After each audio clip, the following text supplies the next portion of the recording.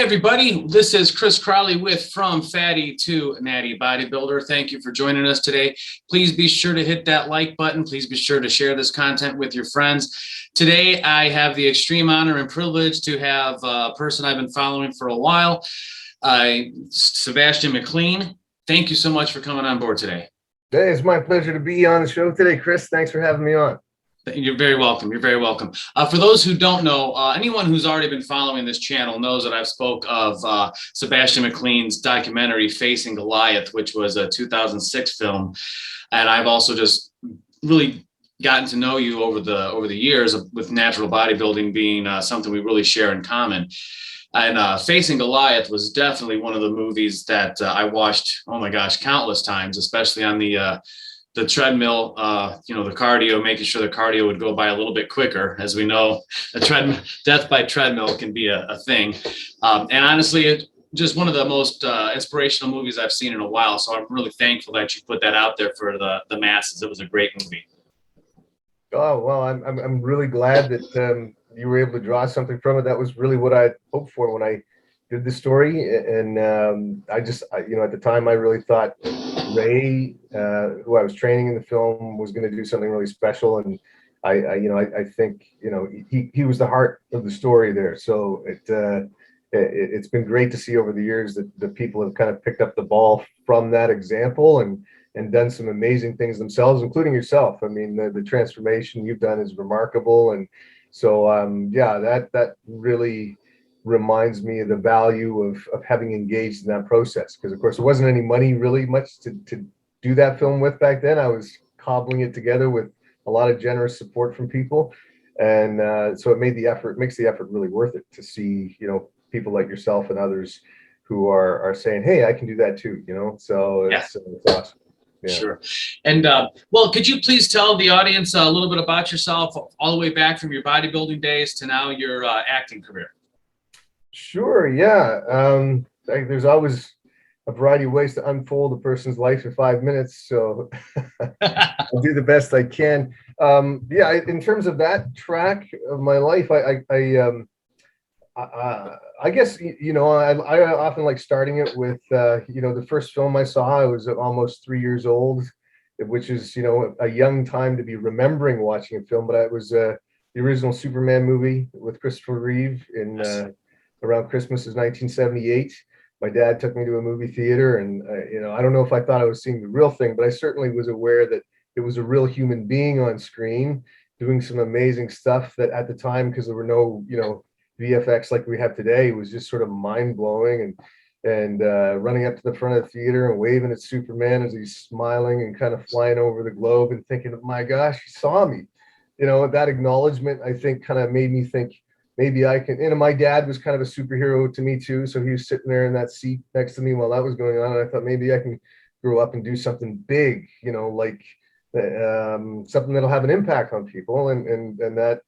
So that little beginning kind of had my little brain kind of evolving over time as I matured to try and figure out what does that mean, I guess part of that interpretation was that there's an exterior representation of characters that tell stories, like Superman has in his exterior and so on. But as you got older, you saw guys like Schwarzenegger and Stallone, and you realize a lot of those stories are carried on this exterior image. So it wasn't just the muscle component necessarily, but my dad was a guy who was in amazing shape because he was in gymnastics and a water skier, and he looked a little bit like a bodybuilder for a guy coming out of the 60s, 70s. I mean, bodybuilding wasn't as well known then, but he certainly looked much more like a bodybuilder than most guys did back in those days. So I was inspired on that level. I wanted to be like my dad. He was a guy with a lot of character and integrity as well. And so all of that kind of tied together this idea that, I wanted to get in shape, but in the hopes or in the pursuit of representing something that was a bit deeper than that, so because I wanted to be able to use it somehow in a way that was reflective of what I thought that kind of an image was for, So I got in, but I thought, well, the first step is going to be getting into shape and trying to prove that you represent that exterior. So I started working out with my dad when I was 7 on push-ups. And then when I was 11, he got me some weights in the woodshed, and I did that until I was 14, 15, and I started competing and really kind of following Arnold Schwarzenegger's track, because I realized he'd use that to sort of jump over into film. And where I lived in Tracy, New Brunswick, out in the middle of the country, there wasn't a lot of, arts development programs to get involved in the area of theater or acting. But every now and then a film would roll into town, and I would go to an audition. I wasn't very good at it because I was kind of shy. I was a bit of an outsider anyway when we moved to New Brunswick from Toronto, because I was born here, moved there when I was 5. So you don't want to rock the boat too much, and you kind of want to fit in. So the bodybuilding worked well in that environment, and the performance arts was another story. I hadn't quite figured out how to make that fit. So it took me a few years, but by the time I got to high school, I was doing some theater and trying to figure out a way to kind of fold, again, the image into some kind of a story or characters that I really believed in and wanted to kind of convey. And I got encouraged by some producers while I was working on some films to start producing and writing. And I resisted that because I guess with any endeavor, when you don't see yourself in that light, I didn't see myself as a writer. I thought of a guy who might have some ideas, but I kept getting pushed. So I'd write something on a napkin, and that would turn into writing something on a couple pieces of paper. And then that evolved into someone saying, well, why don't you just write a crappy script at least and try and pass that off on a better writer? And so, really, I didn't realize I was being tricked by some of my friends, because they were basically trying to say, just write it, and, it'll probably be good. So as I was acting and bodybuilding, that kind of morphed over into the acting field. I was trying to kind of play these characters that I was getting cast in. And then it became really important to me to write the kind of characters that I felt that kind of image should embody.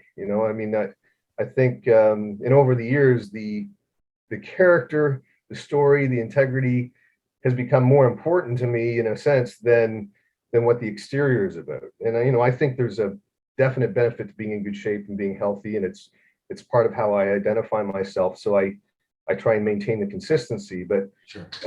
In the beginning, winning the bodybuilding shows was really important, because I didn't have a foundation, and that was sort of how I was creating it. Now, as I've kind of gone into film, just acting it's fun, it's exciting, but it's not enough unless I can really get my hands into trying to kind of understand what moral is behind the story of wanting to be a strong character, or what a character struggles with to become strong. So all the themes of bodybuilding kind of play into that journey of personal growth, becoming a better person, a better version of yourself, or a better father, or what have you. And so that started playing a lot into my writing, trying to understand that journey. There's a lot of pain involved, and recovery and all of that. So it's a real metaphor for lessons in life. And that's sort of where I'm at. I'm still in the mix of trying to get some of those scripts out there that I've written, and there's a lot of really great people that are helping me a lot to kind of plug me in, because these things can't happen in a vacuum, and they don't end up being your own, and they end up being a real team effort. But I'm just glad that the experience has brought me into that space where I can now kind of put the pieces of that very long journeyed puzzle together. That's kind of where I'm at. I don't know if that fills in the whole hole, but that's it. Oh, no, it's great. Thank you. So you said you started the bodybuilding at a very young age. I know I did the same thing when I was younger. I had the weights in the garage and everything, but obviously, as people know, I didn't really stick to it all that well. It wasn't until late 40s when I decided, hey, maybe I'll try my hand at bodybuilding. It's a beautiful, beautiful sport. You were a natural throughout your whole career. How did you? It had to be, the allure had to be there at some times, you know what I mean, to maybe cross that line, because maybe the bigger paydays were involved in some of those contests. But how did you fight off that, even if you had that temptation to not cross that line? Yeah, well, I mean, I guess, full disclosure, I didn't entirely. I usually frame it as my my career was all natural in the sense that was where the dominant element of it lies. There was a lesson in it though, which was that I guess when I was about 18, just bridging on to 19, that window, yeah, the temptation didn't, I wasn't sort of defeating the temptation. I went through about a 3 to 6 month window where I tried using steroids.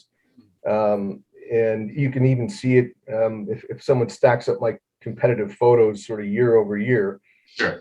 I'm in good shape for a guy who's 15, you know, slightly above average, and did okay in my first show. I got third, and then I got second, and my next show was a split decision. So it was a really good battle with a guy named Mike Griffith out in New Brunswick, and he's a phenomenally cut guy, and I was a little bit bigger. It was really close. It was a good battle on stage, but that kept me hungry. And then I did a third one, and I won the overall in that. And like you say, you know, you start realizing you have potential. So there's temptation there, and I jumped on some gear for about a 3 to 6 month window, and my weight took off. I didn't know what I was doing. Sure. And I went from usually I competed around 152 pounds, and off season I went up to like 217, and then I leaned down to about 180, I think it was 181 pounds. Okay. So you know, on stage, that was a pretty big jump in terms of like almost 30 pounds in difference. And I did well in that show. That was the Junior Atlantics. I won the overall there. Okay. But I noticed, I guess one of the big things that I learned from that experience and why I stayed off of it after that, well, the first one from a practical standpoint, I just ran out of cash. I was doing a lot of partying, and not, you know, making a lot of money wasn't a big priority. So that had me off of it. But then what happened was that you lose a lot of that. A lot of that's water weight, especially with the kind of stuff I was taking. So I just dropped a ton of that muscle, and I kind of went in reverse, of course, because your own hormone levels shut down. So I wound up at about 155 pounds off season, and usually I'd be about 175, 180 off season. So I just looked like a rake all of a sudden. Okay. And that was really discouraging. I came back from a summer vacation, and I think what I just decided was I realized that the way I work and the way I wanted to see my life going is I wanted to be, you know, I knew it was going to be a struggle, but I wanted there to be progress and kind of an upward stepping process. And every now and then you hit, you know, you go down a step and up a step. But with steroids, what tends to happen is you go up really fast, and then you come down really hard, and you get nothing, or you feel like you get nothing until you're back on it again. And I didn't want that. What I realized I wanted is I started training again when my hormones kind of recovered, and I got actually in better shape than I was on the sauce. When I was on the sauce, I went to the Canadian Nationals, and I came in second there in the juniors. And although I wasn't as bulky, I just had a much more aesthetic looking physique. Right. And I regained what I had lost prior to going on. And I just thought, it's that consistent progression that I want, you know. Sure. I don't want to go through that yo-yo. And also I knew that where I wanted to go with my future, which was, you know, getting into film, I didn't want to get too massive. I didn't want to wind up needing to feel like to compete I had to be, you know, 250, 260 pounds. I weighed, I think when I did the Canadas, I was well, at my last show, the heaviest I was 270, or sorry, 175. Okay. And that was at the very end. And when I did the nationals, I think I was 161 pounds. Mm-hmm.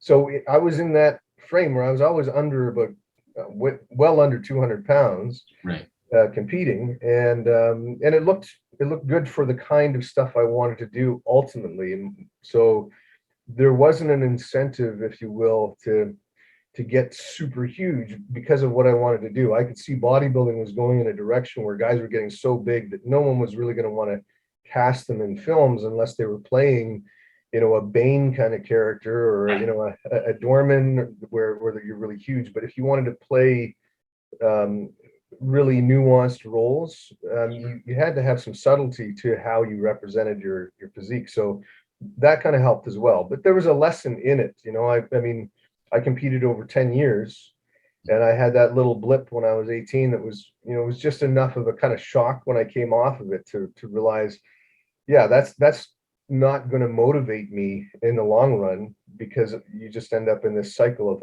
you know, highs and lows and major kind of crashes of you know, the way you even look. You can't keep consistency. So I shut it down pretty quickly on that one 3 month, 3 to 6 month stretch. Okay. And also, I mean, if we're going to be honest, I mean, we're both in our later 20s, if you will. You were talking about Superman at 3 years old. I think I was 3 or 4 when that movie came out. So we're roughly the same age. If you'd have kept running that gear, you're looking at almost, let's just say, just a little bit over 20 years of running it. The health problems you could have incurred by now would have been just something you might not be able to recover from. You know what I mean? Oh yeah, yeah. I mean, you can't. That's the other thing that most guys that get involved in taking steroids, you know, you're not, if you're doing it for bodybuilding, you're not going to avoid taking super physiological dosages of it. And there's no way, I think, you know, because I did a lot of digging around to try and understand it, not so much from a bodybuilding standpoint, but when I hit my 40s, I was wanting to understand, you know, just like people do when their hormones start to change as they hit that age. I wanted to understand how that all worked on a more kind of subtle level. And I realized that, you know, once you get over about 180 milligrams a week, some doctors go up to 200 milligrams for testosterone replacement therapy, not the, you know, not the cycling idea. You're throwing off your estrogen levels, you know, your hormonal axis, which produces, it keeps you fertile, and, you know, your hair growth and all of that stuff gets thrown way out of whack as soon as you start trying to bump that natural ceiling at all. If you stay within the window, and that's what doctors do with testosterone replacement therapy, they're trying to keep you on the high end of normal at most. Sure. You know, you reduce side effects, but even in that window, you're still going to have to kind of end up with trade-offs on, you know, deciding about fertility, deciding, you know, do you want your hair, or are you someone that's at risk? And so, you know, and then you take that to another level when you're competing, and guys are in their 20s taking huge amounts. You can get away with it, but it doesn't mean that if you're going to be a 20-year competitor, like you said, you're going to have to pay the piper for taking those super physiological dosages. And you're going to be doing a lot of, if you're mitigating against that, you're going to be taking a ton of other drugs to try and beat back the side effects.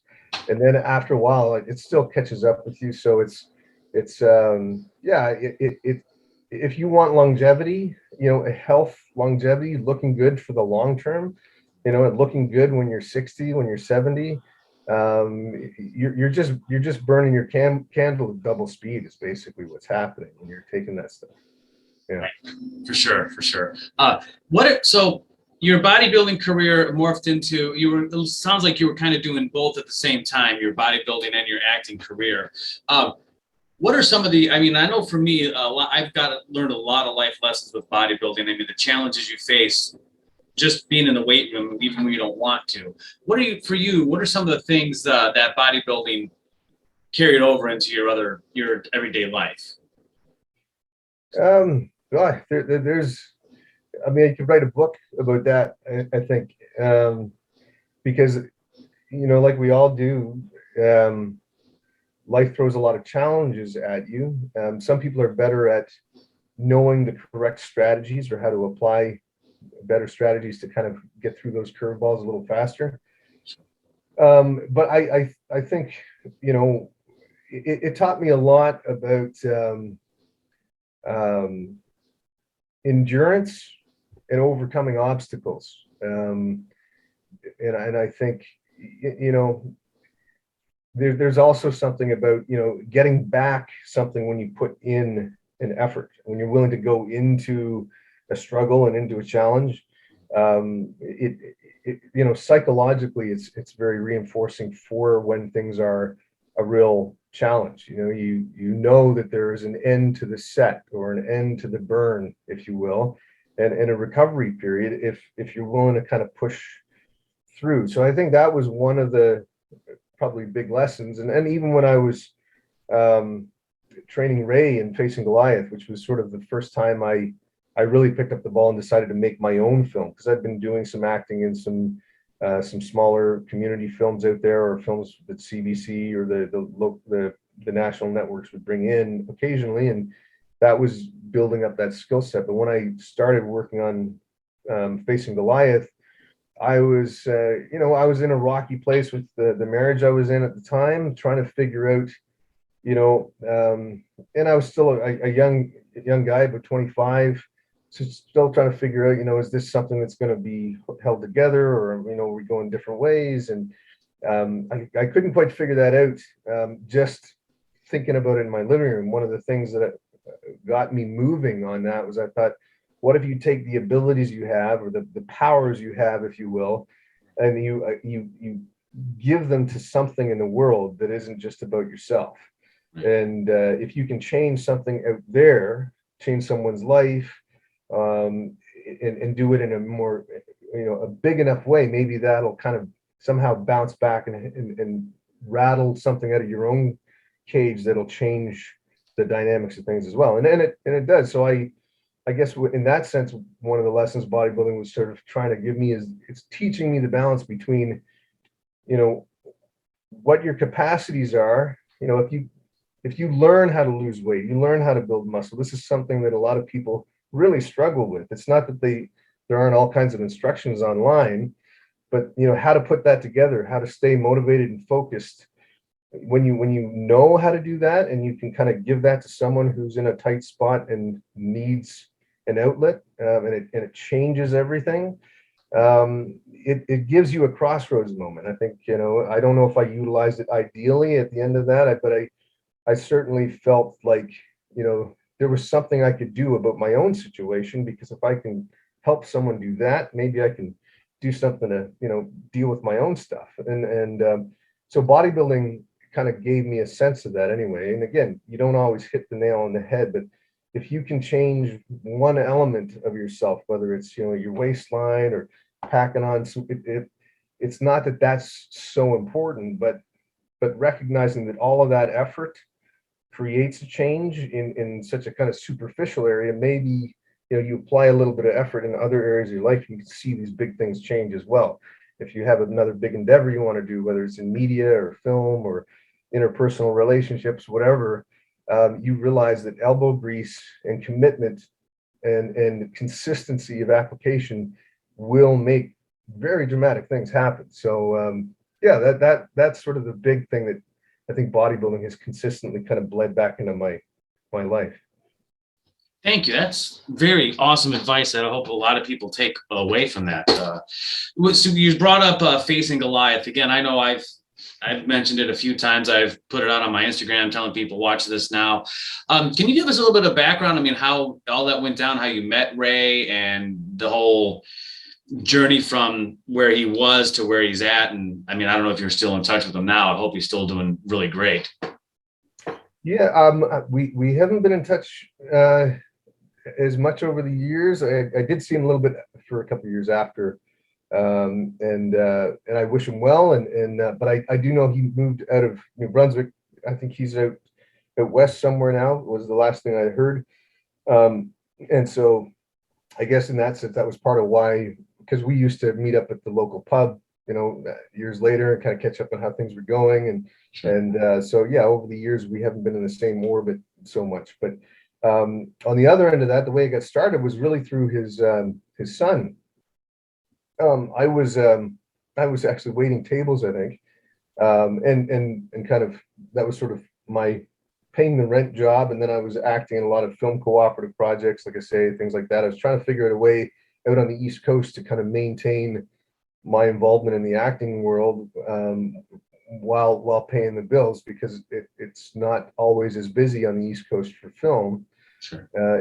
On the East Coast of Canada anyway. So I got a phone call and was asked by somebody, and I can't even remember how they got my name. I think they called the gym and they were referred to me by someone at the gym, and they were looking for help with their son, who had some excess weight to lose.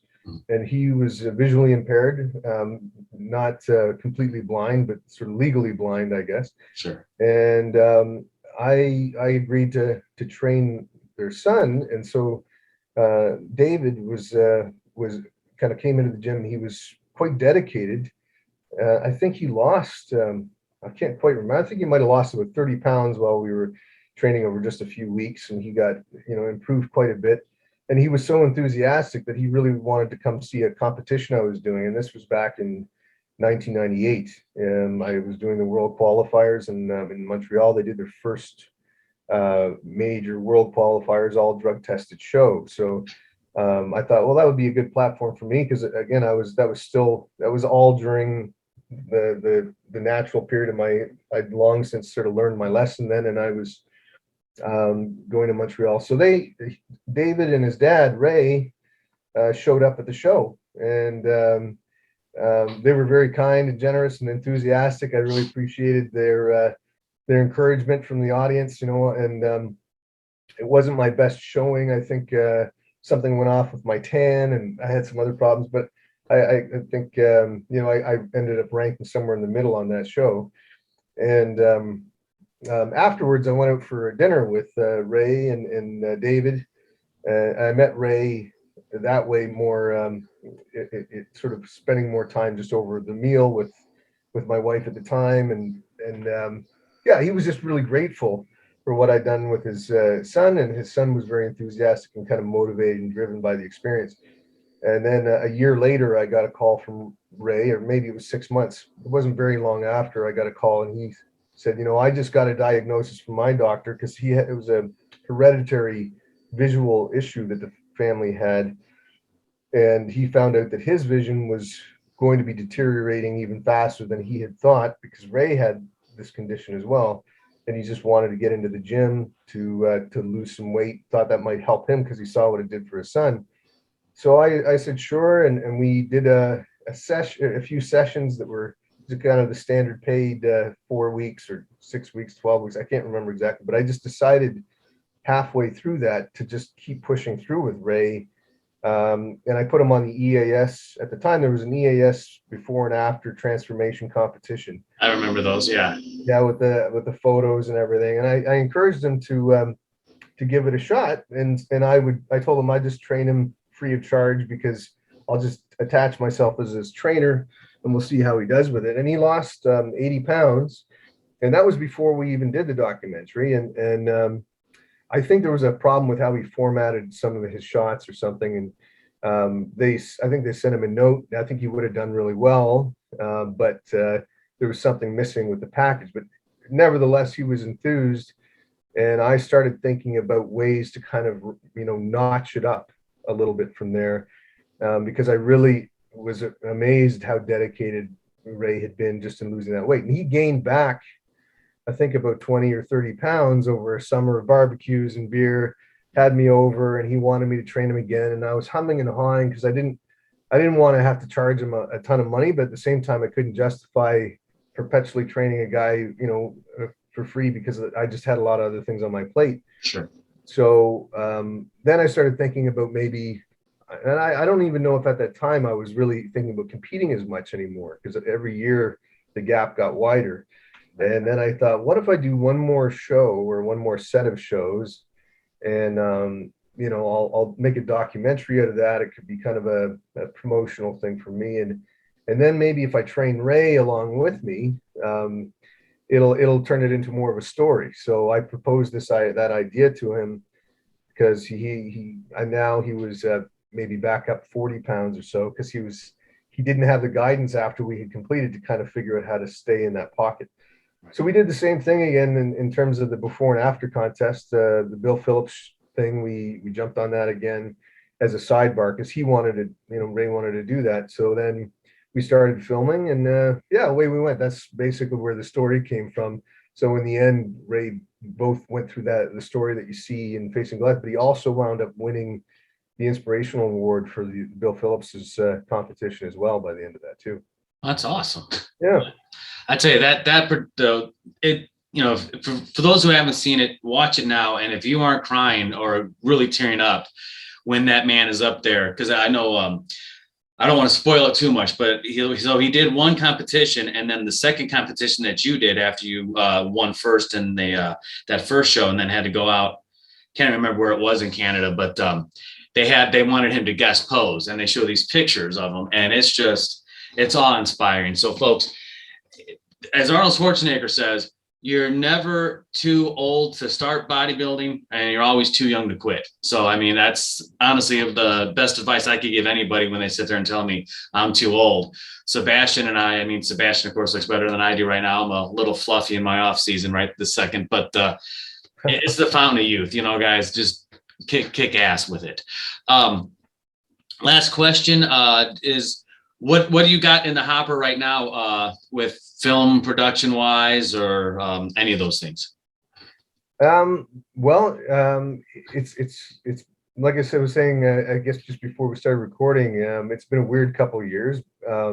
I spent a lot of time writing over the last couple of years, just not just mine, but one of the very cool things about just having the experience over the years of digging into writing, I've started to absorb from other people who are more expert than me and teach script writing a lot of techniques that when I started I didn't know. So I started applying those, and then before you know it, there were other people who had some good ideas but needed some refinement that were coming to me. So I wound up doing some script consulting and advising over the last couple of years on some kind of cool action stories, things like that. And I had an opportunity within that window to kind of perfect a script that I'm working on with some producers right now. And then once we came out of a lot of the 2020, 2021 lockdowns, I wound up pulled onto 2 shows, and I don't know if I can even say because one of them's still kind of in a holding pattern for later in August.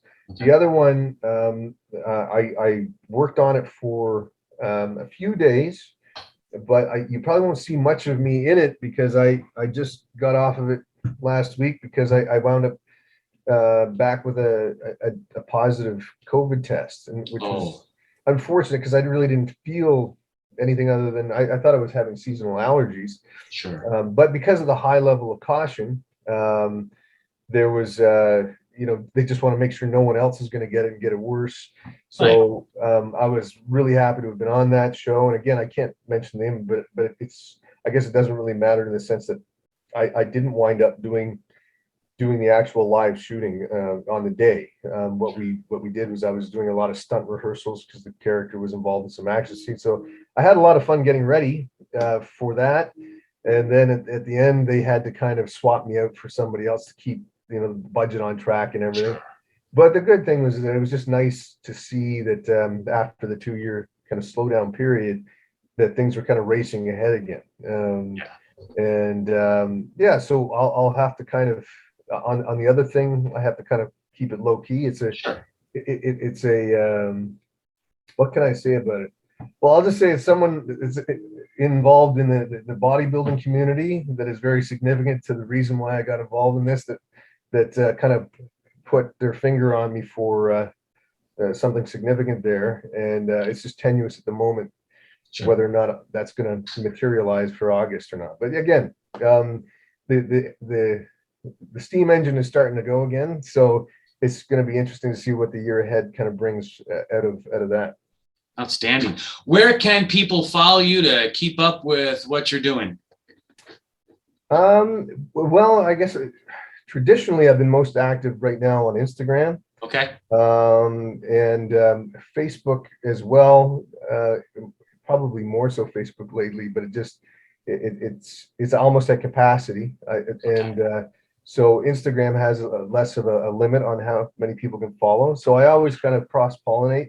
I haven't been as active on that in the last few months, mainly because I focus more on the writing. And so because it's a visual medium there, when I get involved more in doing stuff on set that I'm allowed to post, or when I'm, I'll pop things up there. And I'm just looking now that I've finished off a weight loss offer, like once or twice a year, I'll do a bit of a get in shape program where for 3 months I'll meet up with everybody every Monday on a Zoom, and we'll make sure that everyone's diet's on track, and we'll kind of do that for a 3-month window if I have a clear slate. So it's not something I do all the time, but once I start ramping that up, you know, I do a 10-day free program. And if people want to kind of continue on for the 3 months, then, you know, I'm updating all of that as I'm moving on. Right now, I'm not, but I always like to get my ducks in a row first, so that the offer is something that people can get a lot out of. And yeah, and then I can refocus on the next film project or whatever when we've kind of gone through a 3-month window together. Outstanding. Sebastian, thank you so much for your time today. It's been an honor. I'm glad we've connected, and definitely keep in touch with you. And again, all I can say is thank you very much. Seriously. Oh, Chris, look, thanks so much for having me on. I mean, you're paying me a big compliment there, but I tell you, I've been following your journey a little bit too on Instagram, seeing the photos that you posted of your transformations. That was all part of the reason why I was excited when I heard you wanted to talk, because you've gone through so many, or such a kind of process rather, in doing these transformations yourself. It's really fantastic, very inspiring. Thank you. Thank you. All right, brother. I will talk to you soon. All right, Chris. Good talking to you. Thank you. Things on stage, got the whole crowd bouncing, talking about the king of